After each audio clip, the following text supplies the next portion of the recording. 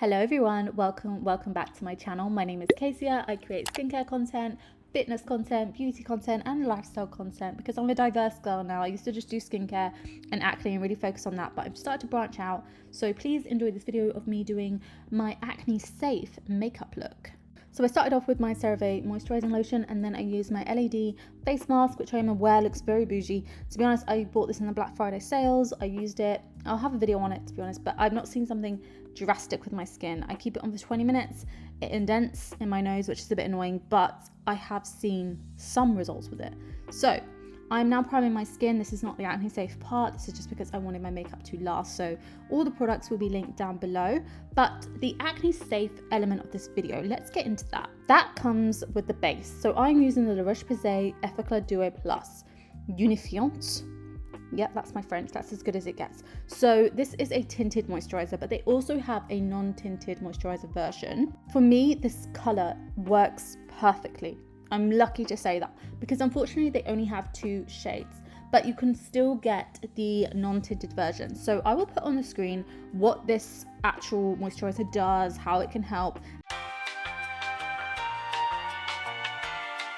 It's really good if you're acne prone. I can't say that this has done miracles to my skin simply because I use retinoids. I use adapalene, which I get from Dermatica, which I have videos on, and that is what's really fighting my acne, and also benzoyl peroxide. In fact, it manages my acne because I've not found something that's absolutely cured it. I'm in a constant cycle of my skin clearing, my skin getting worse, and yet things aren't changing. So it's probably hormonal, but you know, whatever, we move on, we carry on with it. We will have more videos on acne if you are interested. For now, as I was saying, it's a shame that there's only 2 shades, but you know, I'm not trying to defend La Roche-Posay, but at the same time, I imagine it's not one of their best selling products. They have so many other amazing products, so I imagine they're not going to want to invest in this and create more shades, but still, I would advocate for them to do so. Anyway, so then I move on to the number 7 Laboratories Eye Concealer.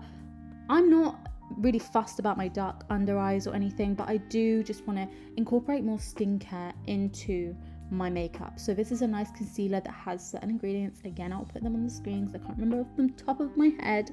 Probably caffeine, I don't know. But then it has these little balls that are obviously very cold because of the material they're made of, and it just really helps depuff and feels really good under the eyes. I will put number 7's claims here on the screen. Continuing on with the base, I'm using the Bareminerals BarePro Powder Foundation. This is the one that has been reformulated.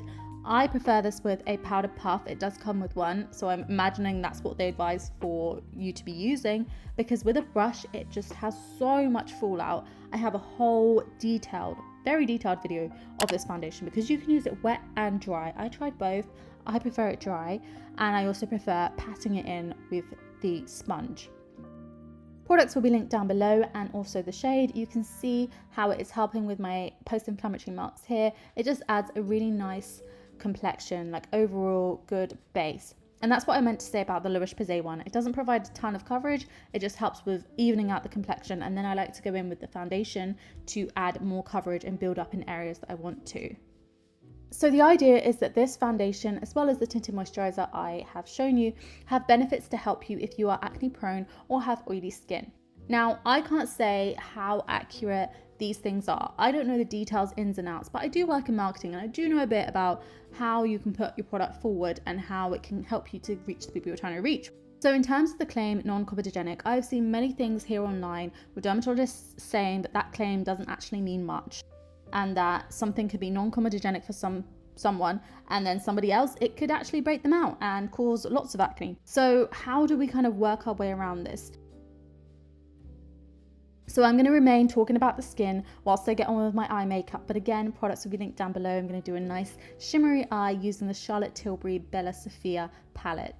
For me, when I see something like a moisturizer that is marketed as non-comedogenic, I view that as this being a product that has been researched and looked into and uses certain ingredients that shouldn't break out the average person, shouldn't cause mass acne in the average person just from simply using that product.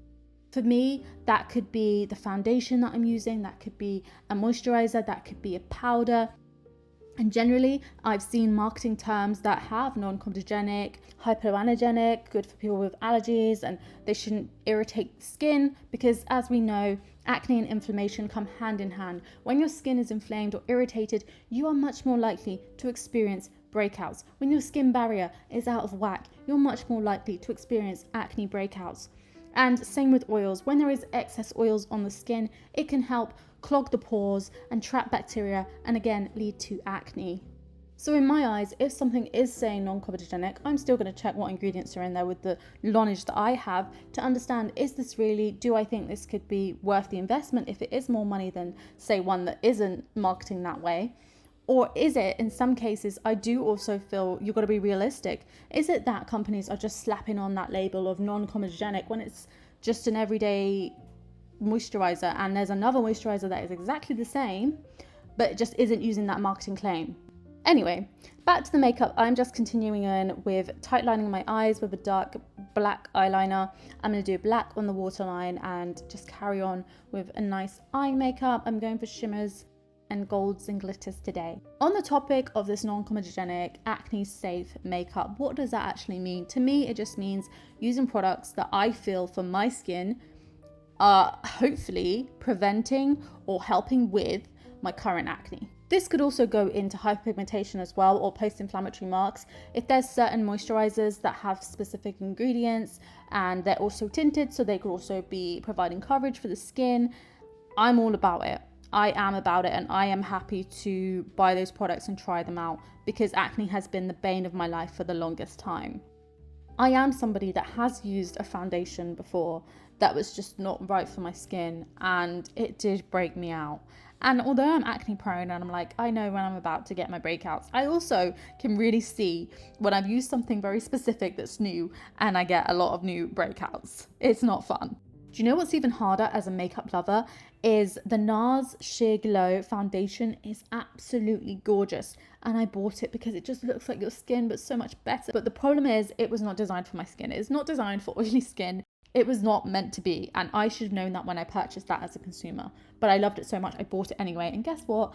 I got breakouts pretty much every time I used it because it just was not for my skin. And it was just providing more excess oil on my skin. There's always going to be products that are just not designed for you and your skin type.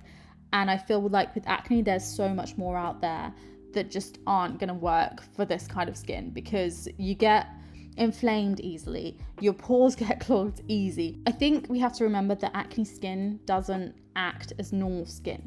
It's different. It means, in my eyes, I'm going to say it how I think, it's literally like my skin gets clogged easier. My skin has more oil than the average person. So when there's someone out there that's using certain products and having no problems, no breakouts, or even just not even removing their makeup properly, whatever it is, it's because their skin acts normally. They have the absolute privilege and delight of not having to deal with acne and not having to think about their pores getting clogged. Whereas someone like me that has to make sure every scrap of makeup is removed to the T, like unbelievably clean, pillowcases cleaned every other day at this point, and just constantly having to think about these things, it's a totally different story. So for me, those kind of products that do say non-comedogenic mean something more for me personally. Anyway, I think I have rambled on enough here in terms of this topic. I really wanted to talk about it because I am trying to incorporate more makeup that is acne safe, and some of that just also means not trying to push myself to use products that I really love but they just don't work for my skin. They just have, most of the times it's to do with oils, to be honest. Certain oils just are clearly breaking up my skin, and I had to stop being in denial about that.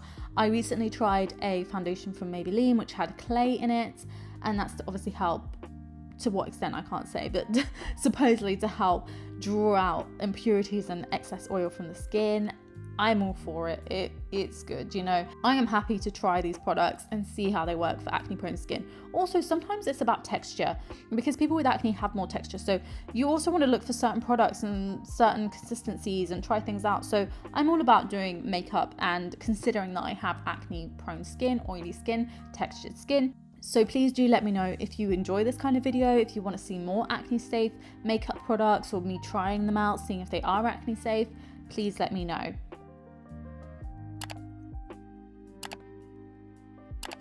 So to conclude and bring everything, all the points we've discussed today back to the center of acne safe makeup, I think it's just something that I'm trying to dabble into and see what I can do for my skin in terms of makeup.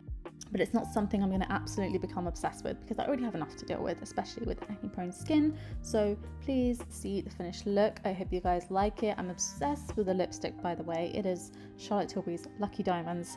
I love it. It's so sparkly and beautiful.